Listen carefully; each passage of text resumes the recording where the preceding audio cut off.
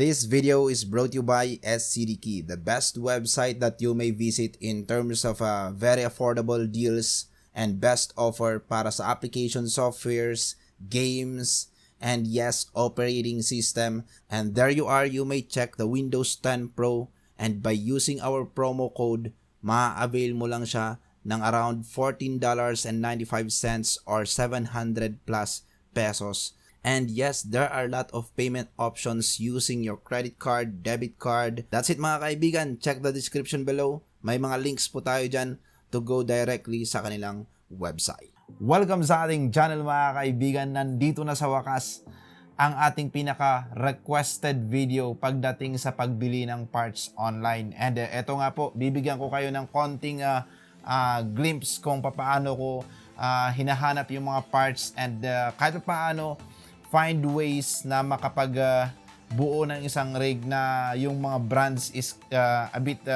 more themed, or kumbaga in terms of aesthetics and performance is balance lang. And eto nga po mga kaibigan, the 45 to 50k PC build as of now, pero most likely pwede pang bumaba.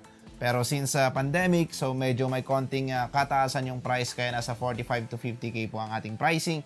And eto po ang ating build with Asus TUF. And yes mga kaibigan, let's do this. For more videos like this, feel free to subscribe.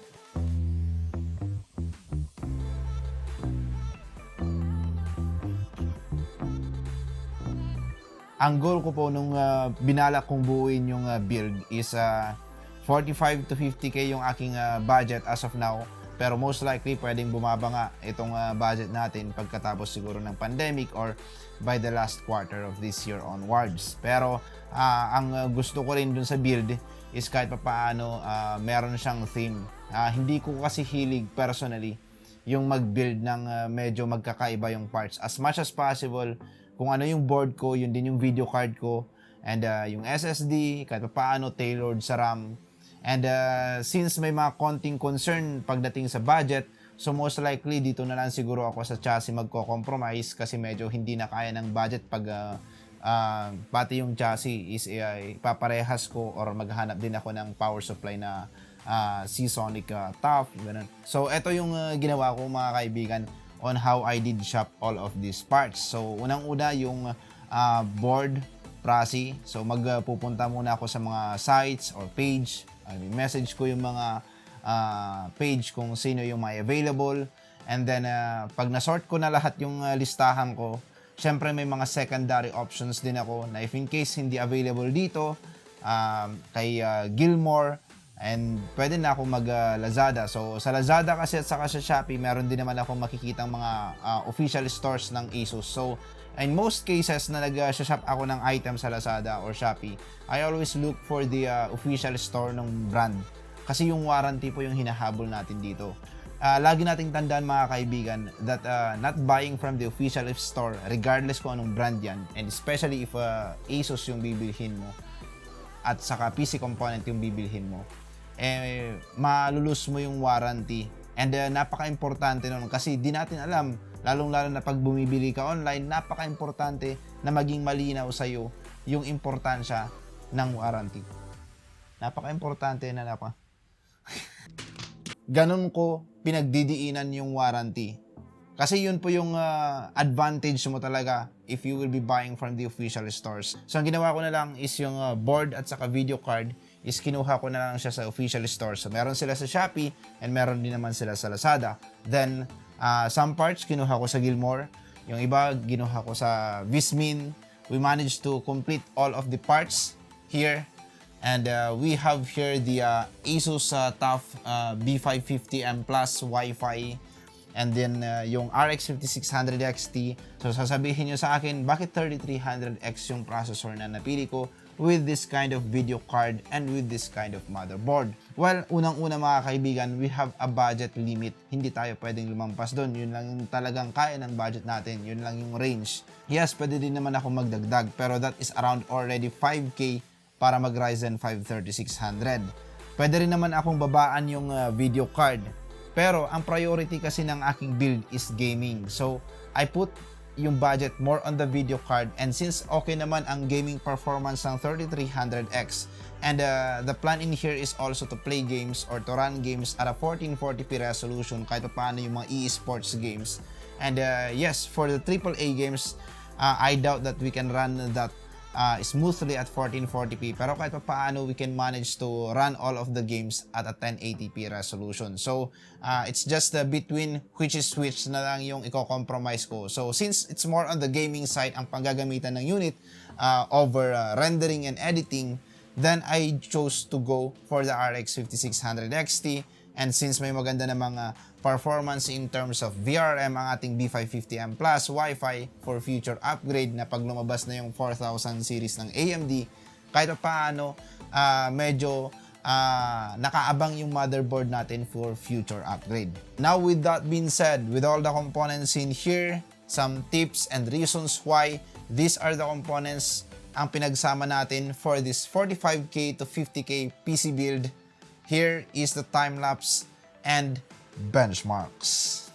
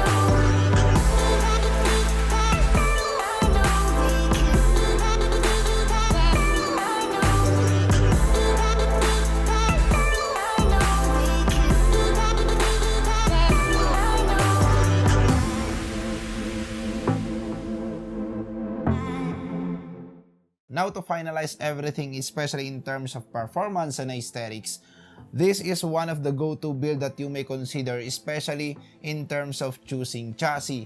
I recommend that you may choose or you should choose chassis with mesh front kasi nga napaka-dependent din pagdating sa thermals ang ating mga hardware, especially with the processor, na maraming na ngayong mga tinatawag na mga boosts, and those boosts will just increase up to the point na dependent siya or relative siya kung gaano rin kataas or kababa ang temperature ng iyong system unit or ng iyong processor. And then for the SSD, I chose to go for this Team Delta SSD and RAM kasi alam naman natin that Team Group is widely popular na pagdating sa mga hardwares that they have the bang for the buck options.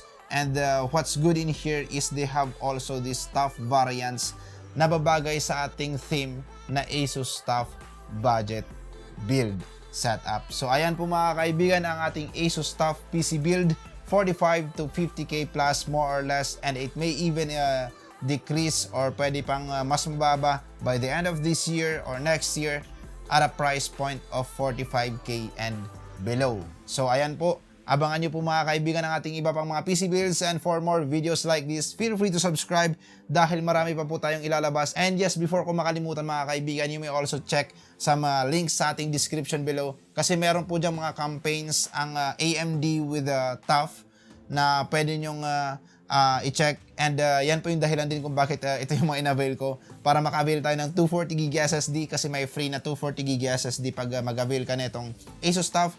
And meron ako nakita sa group kanina lang na merong every week na raffle, so just post or comment nyo lang po itong board, and yes, meron sa baba sa ating description yung mga links that you may check para you may have a chance to win amazing prizes. So hopefully marami na naman tayong natutunan ngayong araw mga kaibigan, and thank you so much.